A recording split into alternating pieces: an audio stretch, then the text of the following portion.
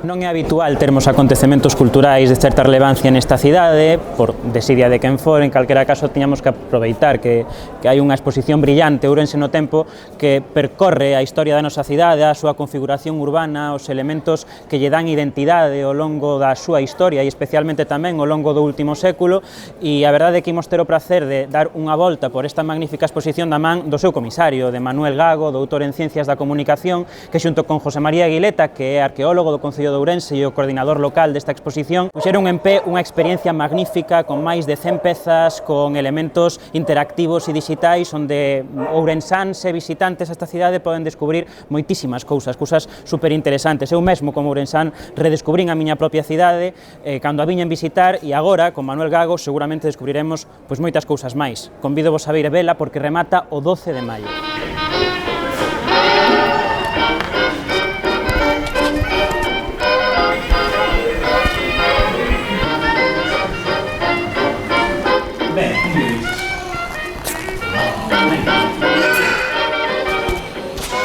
De comezar por aquí, porque isto de entrar nunha exposición que o primeiro que apareza sexa mitos. É que todas as cidades galegas teñen algún mito fundacional.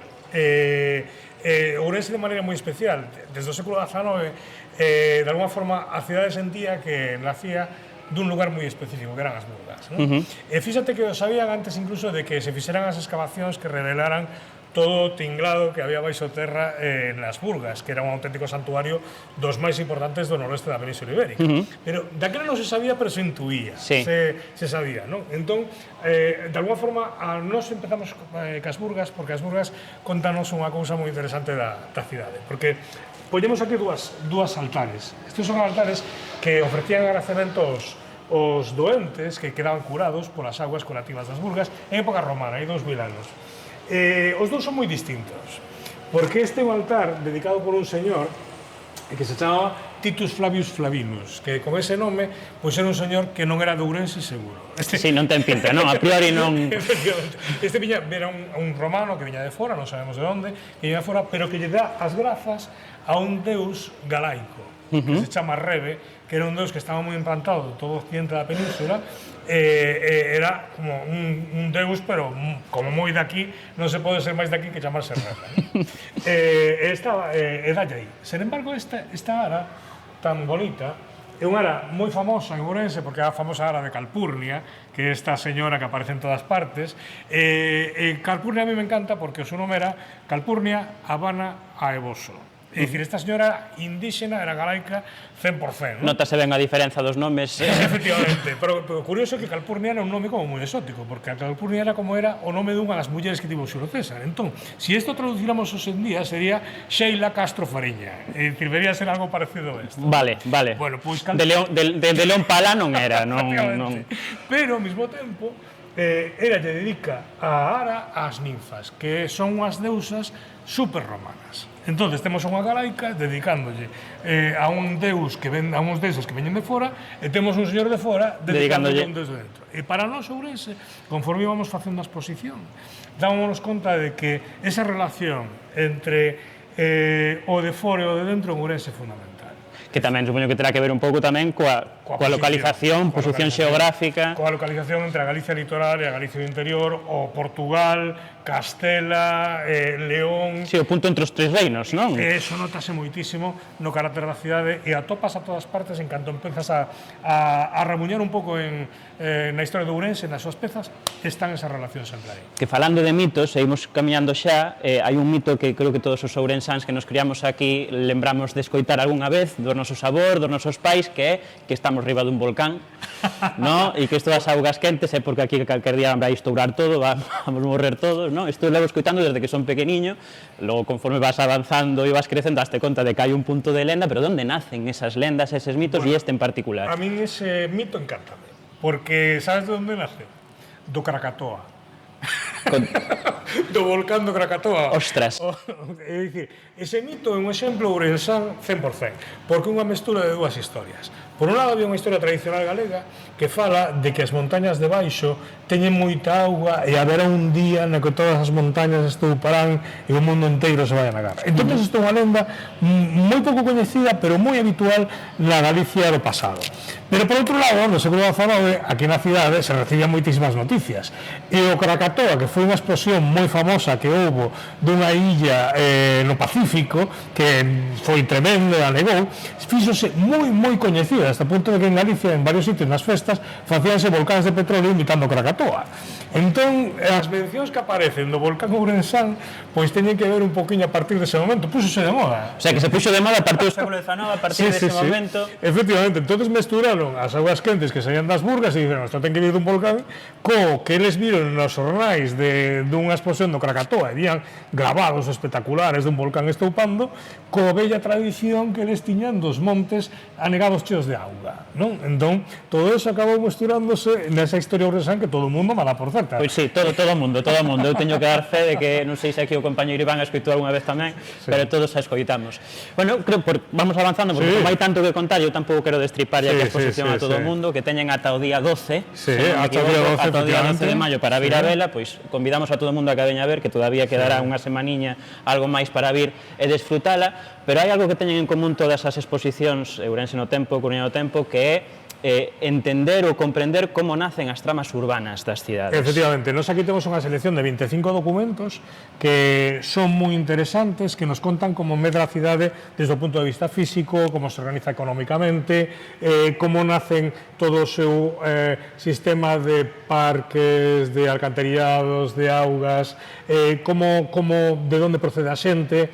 Temos un conxunto de documentos que veñen pois de arquivos da cidade, pero tamén de Madrid, de Simancas, de Coruña, de moitísimos sitios distintos, non?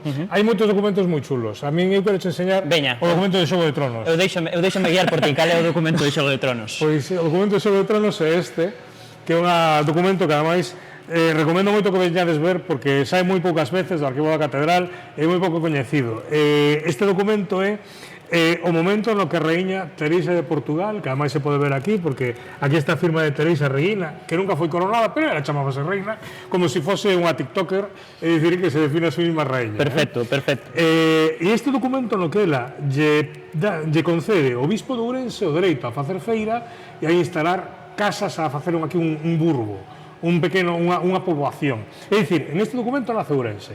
Pero a xente se está a preguntar. Podríamos decir que é o documento fundacional da cidade como tal, non? Efectivamente, aquí nace a cidade, en este documento, e de feito, se veñen aquí nunha liña, na terceira liña, aparece por primeira vez o nome da cidade, Ourenses. Témolo aí marcado, non? Pero é o documento de Xogo de Tronos, porque isto foi feito pola Reina Teresa de Portugal. Dirás, pero a ver, estamos en Galicia, que como que foi a Reina de Portugal fundar unha cidade aquí? Pois porque este documento do momento no que os reinos de Galicia e de Portugal estaban extindíndose. E os reis se dedicaban a comprar as vontades dos bispos e dos nobres para pasalos a un bando por outro. E isto foi o que fixo a Reina de Portugal co bispo de Ourense. É dicir, que Ourense podía ter sido parte de Portugal. Bueno, aí quedou. Aí quedou. Podría ser unha posibilidade. Aí quedou, non? Entonces un documento como moi interesante que nos traslada a ese momento tan central da historia de Galicia do século XII e un dos mellores documentos para contarnos esa historia da separación entre Galicia e Portugal. O sea, que Ourense nace xusto no momento de escisión. No momento crítico. Nace no medio dun follón. Bueno, está ben. Estamos acostumbrados desde o nacimiento. Isto é unha cousa, Ourense sempre dando a nota desde o momento en que nace. Que te será unha cousa?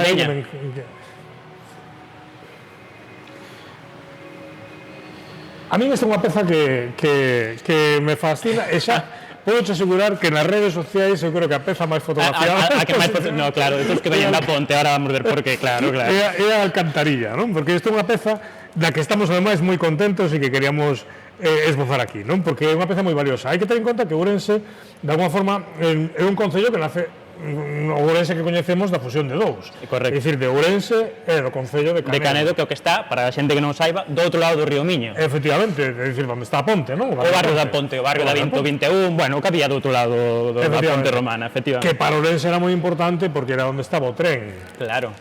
onde estaban os cartos, o comercio, e toda a economía que xeraba o tren, que, como sabedes, primeiro naceu desde Ourense a Vigo, Vigo-Ourense, por eso esa conexión Ourense-Vigo tan fortemente aí, non? Logo imos recuperar iso, porque hai unha relación entre as dúas cidades que ten unha explicación histórica tamén, isto de que acaban, que, bueno, eu sempre digo que a medio Vigo naceu en Ourense, que é unha maneira un pouco reduccionista de dicilo, pero medio Vigo ten antepasados ourenses. Non andas moi longe da historia, Pero vamos a Canedo, sí. Claro, entonces esta etapa, fálanos unha etapa do ano 31, e fálanos de cando o Concello de Canedo era independente, era un concello propio.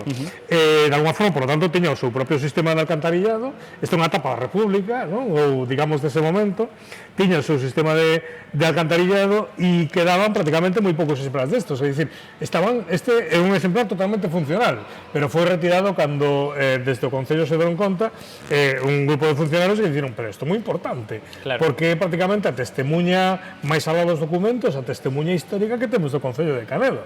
E a xente da Ponte e todo se siente moi orgullosa desta etapa de alcantarilla. Hai un elemento identitario mesmo no barrio todavía, e todavía escoitas a xente da Ponte cando cruzan a Ponte para vir ao centro da cidade e dicir vamos á cidade, ou vamos a Ourense. Vamos a Ourense, non? Como se non estuveran... Claro, porque seguimos esas topografías, de alguma forma, siguen aí presentes, é unha cousa moi interesante, unha peza, se che digo, que é a peza, eu creo que máis fotografiada nas redes sociais da exposición. E se nos fixamos no escudo, porque eu entendo que este sería o escudo de Canedo. Sí.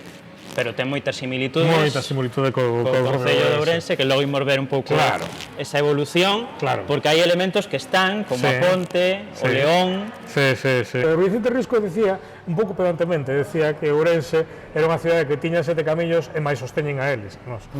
Decía Vicente Risco, non? Pero cando eu lin eso nun artigo de Risco, fume o mapa de Fontán a ver se era verdade que Ourense tiña 7 camiños. Aí estaban os 7 camiños, e que nos falan da conectividade da cidade, non? Entonces, temos algúns obxectos que preciosos e maravillosos que falan desa conectividade. Por exemplo, este é o relicario de Santo Estevo da Catedral, que ven de Limoges, de Francia, do gran obradoiro de ourivería religiosa da Europa do século XII, non? Está vindo polo camiño de Santiago, non? E isto que vemos aquí é a internet do século XV, é dicir, que nace en Ourense, é o Misal Ouriense, que é un dos dous libros dos primeiros libros impresos en Galicia. Aí teño que interrumpir. Pregunta, porque esta é a dúbida que eu teño dende que viñen por primeira vez. É o primeiro libro que se coñece impreso en Galicia ou non está claro? Hai unha certa discrepancia entre especialistas entre o Breviario Ouriense e o Misal Ouriense. Son dous libros. O que está claro é que sexa cal sexa foi aí, bueno, en Monterrey, en Monterrey, efectivamente, pero aí a clave porque nos fala un pouco dunha historia tecnolóxica, que é o feito de que chega unha nova tecnoloxía e onde se instalan os impresores, pois en dous sitios, en Monterrey e en frente, en Chaves. Entón, por que o fan? Porque así tocan tres reinos, non? Tocan Castela, tocan Galicia e tocan Portugal. E desa forma, esa tecnoloxía é moito máis rentable. Entón, o interesante de aquí é que é un exemplo moi claro da posición de cruce de camiños que ten de Ourense. É dicir, onde chega a tecnoloxía punteira en ese momento? Ao lugar no que está mellor comunicado e que ten mellores comunicacións. E dá lugar, pois, a esta maravilla, que, por certo, fíxate, o libro é unha xoia que podíamos ver, conservase mellor que moitos libros que comprei hai 10 anos. Sí, eu teño que revisar algún libro meu da ESO, incluso, que está bastante máis jodido. Bastante máis jodido do que o Misal Ouriense, que é unha das grandes xoias da cultura galega, non? Unha cousiña tamén quería apuntar aquí, que moitos destes obxectos, especialmente o relicario máis o Misal Ouriense, cando remata a exposición, hai moita xente que os poderá seguir vendo porque están no Museo da Catedral. En este caso, estos están no Museo da Catedral, pódense ver, hai outras cousas que foron un pouco sacadas especificamente, pero pódense ver, non? Esta é unha peza que eu estou enamorado dela. É unha peza absolutamente maravillosa, porque nos fala de como van cambiando os tempos, incluso nas propias cidades, non? Ten en conta que Ourense era unha cidade episcopal. Sí, claramente, bueno, creo que se ve. Calquera que se pase un pouco polo centro e bote un ollo cara arriba, eu creo que está clarísimo que xogando, non?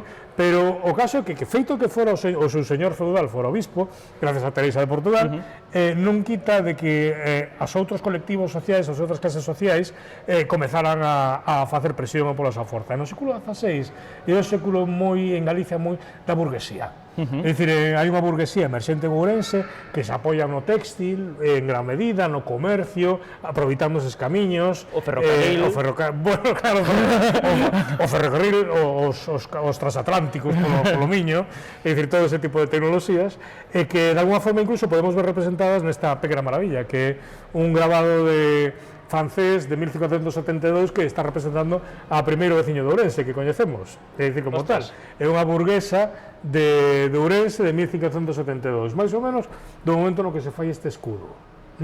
Vale, ainda non temos ferrocarril, estaba eu... O escudo é unha maravilla porque o escudo é unha proclama política tremenda. Estou intentando ver aquí arriba, efectivamente. Por el rei. Isto ten unha explicación. Porque nun concello, nunha cidade controlada por un bispo, os burgueses fanse un escudo e din polo rei. As nosas lealdades non son para o bispo. Nos queremos ser do rei. Por que? Primeiro lugar, porque o rei está moi lonxe. Eso é fantástico. É dicir, que o teu señor este no quinto pino... Máis fácil ser leal a alguén que non molesta. Eso é unha maravilla, eso é unha maravilla. Entonces, o escudo nos está representando a un león, que é o símbolo do rei. É dicir, pero o león ademais ten unha espada, nos di que é o símbolo da xustiza. Entonces, a xustiza para os galegos do século XVI e para os ourensáns dese momento moi importante, porque precisamente os poderes feudais son poderes moitas veces inxustos e que operan, digamos, con discreción. Entonces, a xustiza é o feito de que este todo o mundo no seu lugar.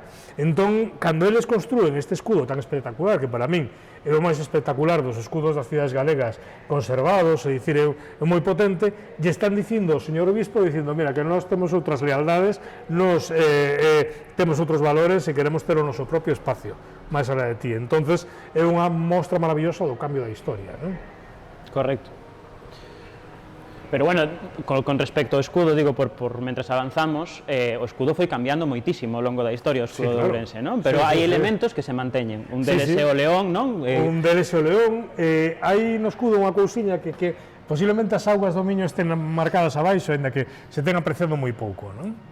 Esas pequenas curviñas que había aí abaixo, non? Esas curviñas aí abaixo non pertencen tanto ao campo heráldico, senón como poden ser estar representando a auga do río. É un pouco curioso, hasta ahora non se apreciada, pero nunha exposición, cando ti faz unha exposición, colles unha peza, como mellor ti a ves en fotografías, ou ves noutro lugar, a cambias de sitio e ves outras cousas. Xa.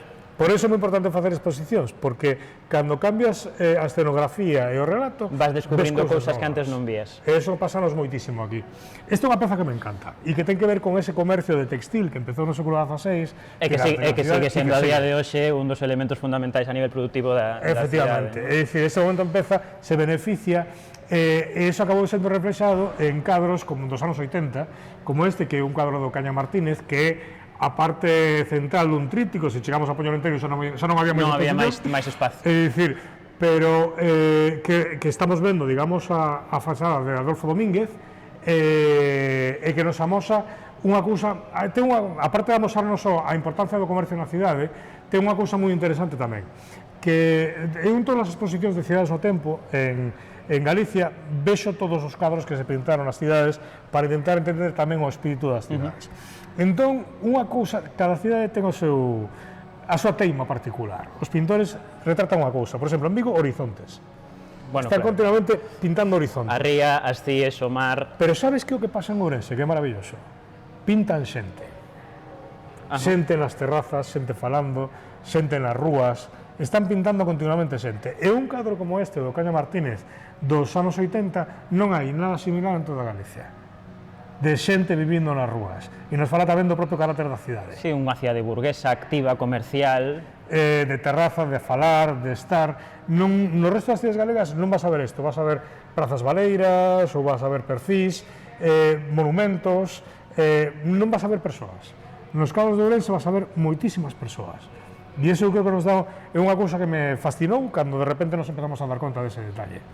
Porque unha exposición é eso, a veces empezar a descubrir cousas que non son aparentemente non están, pero que de súpeto. Bueno, por aquí é certo que tamén había algunha cousiña máis. Sí, quería contarvos isto que é moi interesante. Veña. Este é un... fíxate, no mundo, na Galicia actual, digamos, Santiago ten como moito peso simbólico, non? Entonces tendemos a creer que todo ven de Santiago e que toda a cultura na Idade Media ven de Santiago, pero en realidad a historia non era así. Estaba todo moito máis mesturado. E as influencias veñen de moitos sitios. E este é un exemplo. Este é un capitel maravilloso que da claustra nova. É dicir, unha claustra que iba a facerse na catedral e que non se chegou a facer o cartos, houve un problema aí de presuposto, de orzamento, e ali quedou a pobre. Pero conserváronse unhas cantas pezas. Este é unha peza que nos conta esa escena do laboratorio dos pés, pero unha peza que cando ti miras dices, isto é románico ou é gótico? E non o tes moi claro, non? E que é isto? Pois é outra cousa, é o que o profesor Serafín Molejo chamou estilo ourensán, que foi unha especie de estilo de compromiso entre románico e gótico, unha cousa tamén... De transición, quizáis, tamén no temporalmente. Sí, efectivamente, tamén temporalmente, pero que se empezou a formar aquí como unha especie de acordo entre os dous grandes estilos que en ese momento estaban en liza. E desde Ourense saliu e se estendeu por toda Galicia. E, de feito, hai moitísimas pezas escultóricas en Santiago, importantes e relevantes, feitas por canteiros ourensáns que levaron este estilo que nace aquí e que foi levado a Santiago de Compostela e outros sitios de Galicia. Pero eso nos fala de como as correntes culturais e estéticas artísticas moitas veces en camiños que non aparecen hoxe en día que non vemos, non? E que é o motivo do... E ademais temos a sensación moitas veces de que a Catedral de Ourense como que é a irmá pequena da Catedral de Santiago, non? Entre o Pórtico do Paraíso que parece que evoca e trata de imitar, que é certo, non? O Pórtico da Gloria. Empeza imitando. Empeza imitando. Despois o seu propio camiño. Eso é fascinante. Pero bueno, eu convido a toda a xente tamén a que un día faga visita guiada pola Catedral de Ourense, que descubrirá cousas que eu, por exemplo, como ourensán, pois a priori está aí a Catedral, nunca van por ver, pois está ben ir facer un paseo observando, incluso coas visitas guiadas que existen, porque hai cousas moi interesantes tamén na Catedral, e moitas das cousas que están aquí tamén veñen dela. Queria enseñar un par de cousas que son curiosas, unha que ten que ver co escudo. Este é a primeira representación que temos da Ponte Vella de Ourense. É do século XVIII e temos esta representación porque había que facer obras. É dicir, en noso en Ourense, cando temos unha imaxe de algo, un plano, é porque hai que facer obras ou porque hai un pleito. Vale, está bien. Sempre hai un pleito. Pero esta é moi interesante porque nos permite ver a parte, digamos, que tiña que ver para salvar as crecidas, e porque aquí aparece a famosa Ponte de Ourense que despois desapareceu. A torre, efectivamente. A torre de Ourense que despois desapareceu. E aquí hai outra peza moi curiosa, non é moi vistosa, pero está moi ben, que nos fala de que o Ourense burgués de mediados do século XIX, cando unha cidade se empeza a facer burguesa, é moi importante ter sitios onde pasear. Entonces nace a Alameda, nace o Posío, Xardíns do Posío, efectivamente, que son un centro neurálxico da cidade, fundamental. E este é un aviso que se puña na porta do Posío en 1851, o sea, estamos falando de aí, pois mira, 1900, para un montón de anos, é dicir... Pero que daquela o Xardín do Posío, e corríxeme ti se me equivoco, era un espazo que se compartía co instituto, se non me equivoco, non? Sí, bueno, parte da finca... Porque estaba o que hoxe é o Instituto Otero Pedrallo, que era o primeiro instituto de Ourense, propiamente dito. Pero o Posío foi anterior. Foi anterior ao instituto, pero había aí unha sinerxia... Efectivamente, era un pouco parte das novas fincas e tal. Pero o curioso deste aviso é que é un aviso para que a xente non lle vai a roubar plantas, flores. Amigo, nos pensábamos que esas costumes eran de agora, pero vese que non, vese que en 1850... Sí, xa os seranios había que leválos, había directamente que leválos. Oye, unha preguntiña con respecto da torre de Ourense, porque sí, vemos que está aí nese plano da ponte, vemos que está no escudo de Ourense, na maioría dos escudos, en todas as representacións históricas do escudo de Ourense, coas súas modificacións. Esa torre, a que respondía e por que razón foi derrubada? Bueno, sabemos ben por que foi derrubada, por ruína. É dicir, de feito, o plano apenas unha década posiblemente anterior ao momento no que cae a torre por falta de mantemento. É dicir, era unha torre defensiva. É dicir, ten en conta que Ourense pasaba unha cousa curiosa, porque era unha cidade que non tiña murallas, pero tiña portas. Por que tiña portas? Porque era moi importante para poder controlar as tasas de entrada, de comercio, etc. Entonces, tiñan portas como a Porta da Aira, entonces non tiña murallas porque, digamos, a propia cidade se pechaba en sí mesma, pero sí tiña todos esos elementos. Entonces, esta torre funcionaba tamén como esa especie de aduana, de entrada de porta, non? Tiña unha función defensiva, pero sobre todo tiña unha función tamén recadatoria. pero chegou un momento que se perdeu o sentido e desapareceu. Claro, a cidade, como dicíamos, na cidade é fundamental o tren. Fíxate que o tren, a cidade levou pedindo por el pois moitísimo tempo, porque eran plenamente conscientes de que o seu desenvolvemento económico e social dependía dese tren, non? E esta é unha peza que procede das estacións de Ourense que de alguma forma vos sodes moi novos, pero eu ainda se acordo toda a xente máis maior as lembra, non? Porque son básculas, pero esta báscula non é para pesarte ti ou eu. Eu podería pesar ainda, bueno, ainda tería algo de dignidade, porque estas básculas eran para pesar comercio, é dicir, mercadorías. Estaban moi presentes nas estacións de Ourense porque tiñan que ver co comercio da cidade, non? E este é un documento que nos fala tamén da cidade como nodo comercial, moi importante, porque unha clave para entender Ourense é a presenza dos zamoranos, a presenza dos inmigrantes zamoranos que se estableceron no ámbito comercial e a partir de aí, pois, en un montón de negocios. Pero que moita xente non ve, non sabe, é este rexistro. Este é un rexistro de inmigrantes casteláns que tiñan que declarar en que sitio dormían dentro da propia cidade. É dicir, algo que non esperamos, pensamos sempre este tipo de documentos, digamos, para outros países e tal, pero en Ourense os inmigrantes casteláns debían declarar en que sitios pernoctaban. Controlabas aquí a xente que viña de fora.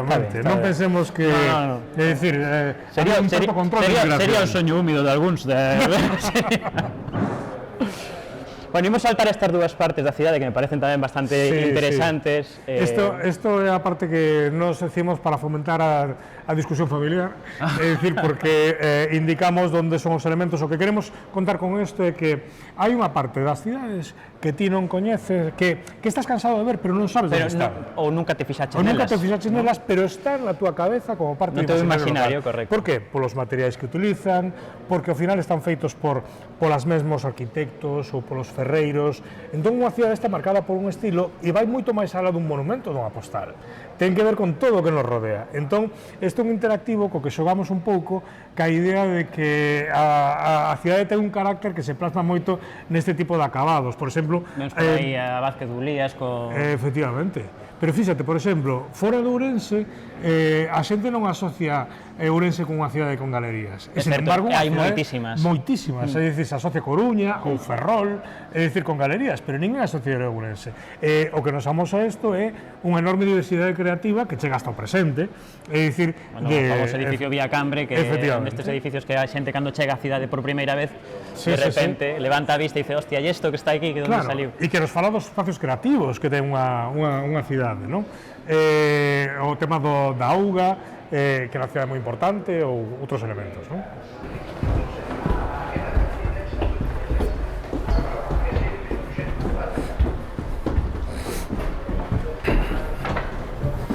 Pois está funcionando ademais moi ben de público, é unha maravilla.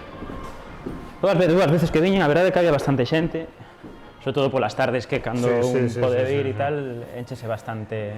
Bueno, isto é unha parte, Iván, que a mí me gusta moitísimo. Para mí foi sorprendente, eu teño que recoñecer que a parte de abaixo foi como chegar aquí, ostras, que maravilla. Sí, porque a parte de escenarios da exposición o que plantexamos, primeiro vemos como a cidade medra desde un punto de vista físico, casi histórico, pero despois o que intentamos é buscar un pouco o alma da cidade, esos elementos máis intangibles, pero que todo o mundo máis ou menos recoñece. Entón, falando co consello asesor, entrevistándome, lendo, eu como non ourensán que son, había unha cousa que sempre me fascinou da cidade, como é unha cidade aparentemente pequena, hoxe en día non podemos falar dunha cidade pequena na escala galega, pero durante moito tempo foi unha cidade pequena. Foi unha cidade pequena. Como unha cidade tan pequena concentrou tanto talento?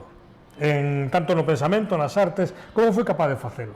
É unha cousa que a min, incluso académicamente, era algo que me interesaba saber. Entón, fume dando conta de que unha clave estaba nos faladoiros, nas tertulias. É dicir, non tanto no local do faladoiro, sino nas redes sociais. No intercambio que había entre eses creadores intelectuais. E unha clave ourensana que hoxe perdimos, eu creo que no mundo creativo, cultural, e que é unha lección de Ourense para o presente, que é na transferencia entre xeracións.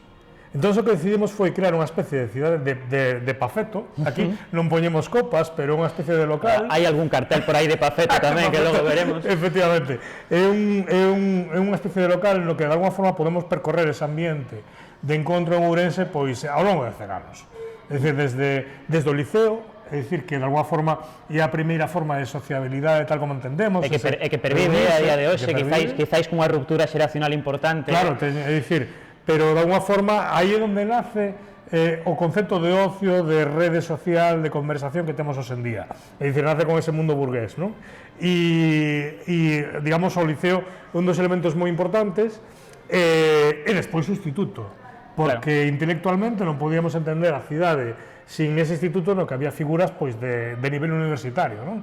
Esta é unha das pezas tamén que máis gusta da exposición, a min reconozo que teño unha debilidade por ela, é o famoso home clásico do doutor Azú, que é parte da dotación original científica do Instituto de Ourense, que é dicir, digo que é parte porque hai moitas outras pezas maravillosas que ademais se conservan, están musealizadas. Bueno, o Instituto de Ourense en si mesmo é unha peza maravillosa, non fai falta máis que ver o Paraninfo e... Pero nos falado ao nivel de calidade que da experiencia que tiñeron os estudios científicos e técnicos durante moitísimo tempo. Son pezas que foron coller a París, imagino os profesores de Ourense indo a comprar as pezas e despois indo a Moulin Rouge aproveitando a viaxe. Aproveitando a viaxe. Como facemos todos tamén. Efectivamente. E de alguma forma trouxeron pois materiais absolutamente maravillosos desa época, non? E aquí nesta planta mestúranse todas as artes, polo que estou vendo, non? Porque decías que había unha presenza e un intercambio tamén entre artistas de todas as disciplinas e podemos ver dende cadros, que non vou dicir, bueno, sí, que eu vivo nunha rúa que é a Rúa Cándido Fernández Mazas, entón teño que pararme aquí necesariamente. Sí, este é unha maravilla e nos fala, a exposición pode ser vista, Ourense dá tantas posibilidades que a exposición pode ser vista como unha exposición de historia de Ourense, pero, por exemplo, tamén podría ser vista como unha exposición das diferentes formas nas que a muller foi pintada na arte desde o século XIX hasta hoxe en día.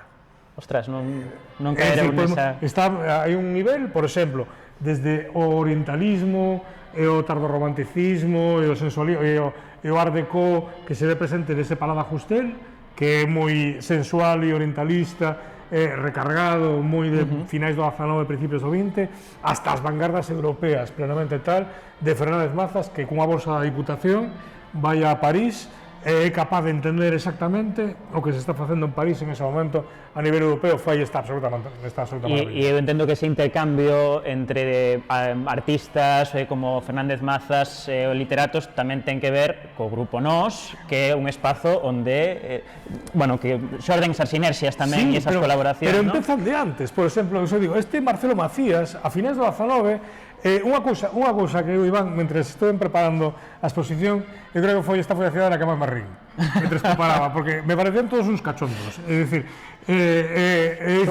somos un pouco, somos un pouco... Cando tives esta foto, esta xente que eran señores como moi serios do Ourense de finais do XIX, pero se que dices alguén que é unha foto do Entroido tamén pochamente podería hacer perfectamente. Entonces, pero nos fala dese ambiente un pouco moi relaxado de intercambio, non? Ese ambiente que é capaz de facer isto, ou ese ambiente que é capaz de facer que no sitio no que Risco e Benchosei, cando eran uns tíos novos, se xuntan con Primitivo Rodríguez Sanjurjo, que era un pouco maior que eles, e que pintan na sala, en 1916, é dicir, pintan na sala na que se reúnen, Risco pinta este Buda, é dicir, fomos capaces de identificar que Buda pintou, é dicir, pintan un Buda, se reunían ao redor dun Buda no Ourense de 1916. Si, moito xeito a priori, moita lógica. No, pero está na moda de Europa. É contraintuitiva, eu digo que Ourense é unha cidade un pouco contraintuitiva, non? É dicir, atopas cousas que a priori son sorpresivas porque non... Efectivamente, porque non as agardarías, pero isto que estaba sucedendo pois en toda Europa de mediados da Primeira Guerra Mundial, é dicir, un momento durísimo, é dicir,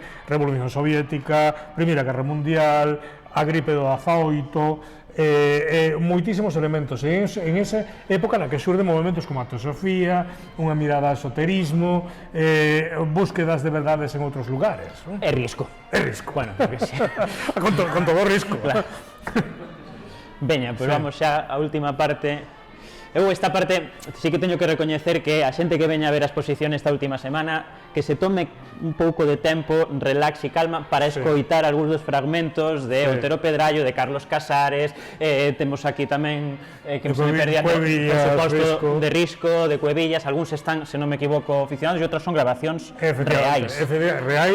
que melloramos con inteligencia artificial para conseguir mellorar a calidade e a verdade con resultados bastante sorprendentes. Pois eu invito a xente a que veña, pero para rematar esta exposición eu deixome guiar por ti porque nos achegamos hacia a música, non me parece que te vai chamando a música cara ao final do corredoiro. Bueno, estas son unhas pezas que me encantan que teñen que ver con Risco, con Vicente Risco, moi Risco, moi Risco, non? É dicir, aquí están os seus chapeos, as gafas, pero unha peza que é moi pouco coñecida e que nos fala moitísimo da personaxe, que é un bastón que utilizaba cando era velliño, pero un bastón con timbre, como se fora como das bicicletas, como as bicicletas, porque el vía moi pouco, entonces iba pola rúa, así que o bastón de Risco era parte da paisaxe urbana. Pero este cadro nos fala moito tamén de outra parte de Risco e de outra parte do Ourense, que a capacidade de Ourense que ten para narrar unha cidade. Fíxate que a mellor literatura galega urbana e a primeira, pero posiblemente a mellor, foi a literatura feita en Ourense. Por algún motivo esta cidade foi a que máis se imaginou como cidade en ese momento. Entonces este cadro é un cadro que fixo Xaime Quesada, que era un rapaz novo que de alguma forma Risco apadriñou. Pero o que te dicía, que aquí unha xeración foi apadriñando a seguinte. Esa continuidade xeracional da que falabas antes. Uns enganchado con outros. Entonces, Quesada pintou este cadro, que para mí é un dos cadros máis impresionantes da Galicia dos anos 50, que Noalla. Que Noalla era unha coñecida prostituta do Ourense dos anos 50, era un mundo da noite. Pero Risco, na primeira conferencia que el deu en Santiago, cando saiu un pouco do ostracismo da súa propia longa noite de pedra do franquismo, pediu que esa foto que vemos aí que detrás dele estivese o cuadro de Noalla. É dicir, un señor maior no ambiente do franquismo pediu que detrás dele estivese un cuadro que retrataba os aspectos máis sórdidos da prostituta da noite ourensa, que ten unha relación tamén, pasa por a cabeza aquí, o primeiro este, a esmorga, non? Esa noite, ese elemento oscuro. Que é increíble, é unha cousa fascinante, non?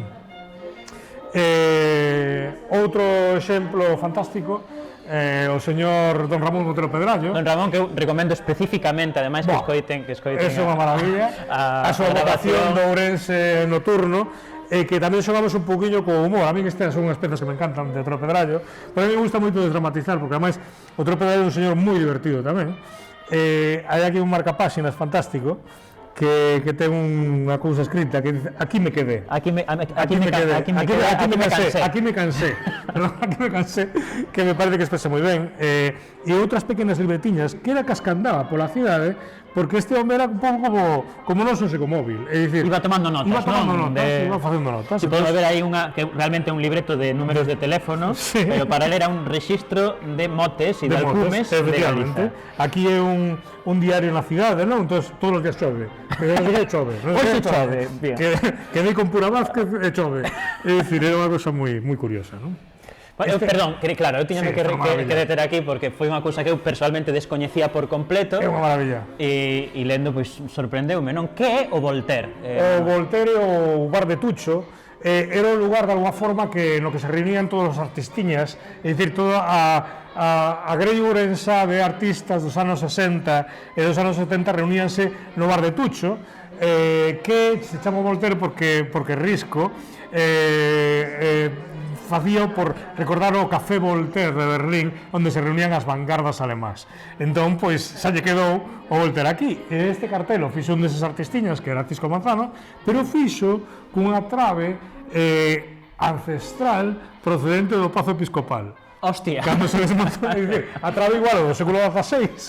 É o sitio perfecto para poder facer aquí o rótulo. Esa trave, varias veces centenaria, e aí está marcado Voltaire, que casi toda unha metáfora tamén da propia... Os artistas intelectuais en Compostela reuníanse no Café Derby, un rollo así como moi pijito e tal, pero aquí non, aquí era o bar de Tucho. Bar de Tucho, e temos unhas fotos maravillosas do bar de Tucho, non? E xa para rematar, que deixamos moitas cousas polo camiño, pero esta última parte que ten que ver co elemento máis contemporáneo da cultura da cidade, non? Gustámonos xogar que dentro dese elemento faláramos da música.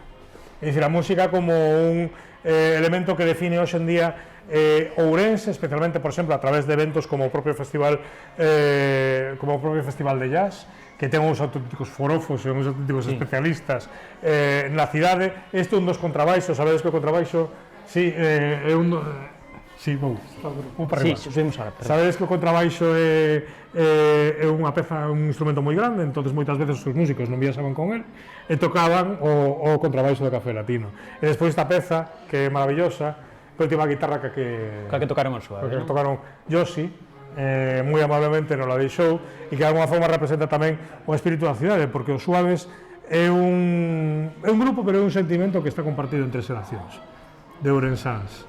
Correcto. E creo que de alguma forma eso tamén define moito a cidade, non? Ese punto fascinante que ten a música dos Suaves, a forma na que se presentou no mundo, e como de alguma forma acabou levando a marca de Ourense e de Ourense por todas partes. Pues Manuel, sei que nos saltamos moitísimas cousas, pero isto pretendía ser un pequeno resumo tamén para que a xente que non puido ver a exposición se interese por ela, que poida chegarse aquí ata o día 12, que todavía vai estar disponible. Queda todavía a exposición de Pontevedra no tempo, que entendo que en breve tamén estará habilitada para todo aquel que queira. Eu super agradecido de que compartises esta media horiña con nós e tamén coa xente que nos sigue en Ouqué, e moitas grazas por isto, porque a verdade é que temos moi poucas oportunidades últimamente de ver eventos culturais, sobre todo de gran calidade, e ademais unha oportunidade para descubrir a nosa propia cidade, que como ourensáns a veces non prestamos demasiada atención a algúns detalles que temos a noso alrededor, e a verdade que é un gusto, Manuel. Pois moitísimas gracias a vos. Graciñas.